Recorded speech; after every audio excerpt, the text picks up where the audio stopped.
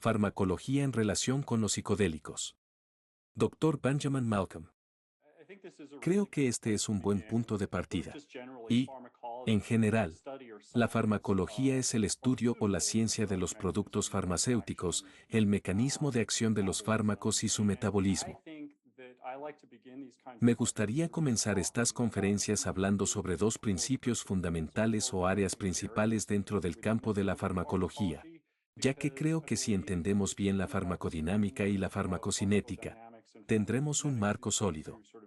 Estos conceptos pueden realmente informarnos o ayudarnos a comprender por qué y dónde proviene el potencial de interacción de medicamentos de diferentes fármacos. La farmacocinética se puede pensar como lo que el cuerpo está haciendo con el fármaco o cómo se relaciona el cuerpo con un fármaco o sustancia. Aquí se utiliza el acrónimo ADME, absorción, distribución, metabolismo y eliminación, para describir los procesos involucrados. Hay muchos factores diferentes que pueden influir en esto, incluyendo la edad, la función de los órganos terminales, particularmente la función hepática, ya que muchos medicamentos son metabolizados por el hígado. Los riñones también eliminan muchos tipos de fármacos, y otros factores como el estado nutricional y otras condiciones médicas que puedan tener, así como la genética, pueden influir en la farmacocinética o en las propiedades relacionadas con el transporte y el metabolismo de los fármacos o sustancias. Por otro lado, la farmacodinamia se refiere más a lo que el fármaco está haciendo en el cuerpo y en qué lugar actúa en términos de su objetivo. Estas son cosas como los efectos bioquímicos, fisiológicos o neuroconductuales que la droga produce. Algunos de los parámetros farmacológicos para este tipo de efectos incluyen la concentración del fármaco, el receptor específico al que se une, la afinidad con la que se une a ese receptor, la cantidad de receptores presentes y las características de unión.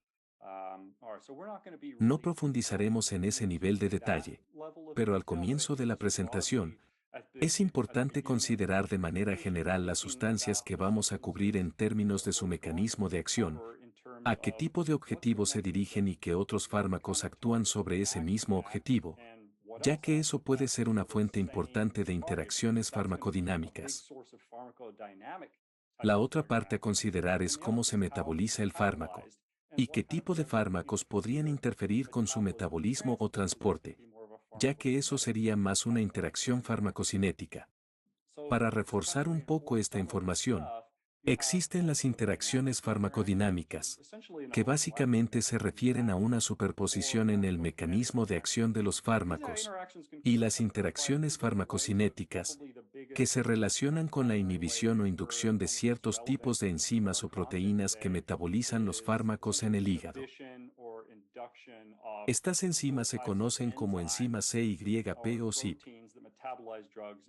También existe otro tipo de interacción de fármacos, que a veces se pasa por alto y no abordaré en detalle, pero siempre lo tengo presente en mi mente, y se trata de las interacciones fármaco-enfermedad, que ocurren cuando los fármacos exacerban las condiciones de la enfermedad o cuando la enfermedad interfiere con el uso de los fármacos.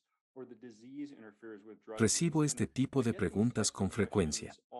Por ejemplo, si nos preguntamos sobre la interacción entre un anticoagulante o adelgazador de la sangre y la psilocibina, la respuesta sería que no hay una interacción entre el anticoagulante y la psilocibina. Sin embargo, el uso de anticoagulantes suele estar relacionado con condiciones como arritmias o trastornos tromboembólicos que han sido contraindicaciones o criterios de exclusión en los estudios clínicos hasta ahora. A veces, no se trata tanto de la interacción entre los fármacos, sino de que el fármaco anticoagulante actúa como un indicador de que la persona tiene una condición subyacente que puede no ser apropiada para el uso de psicodélicos.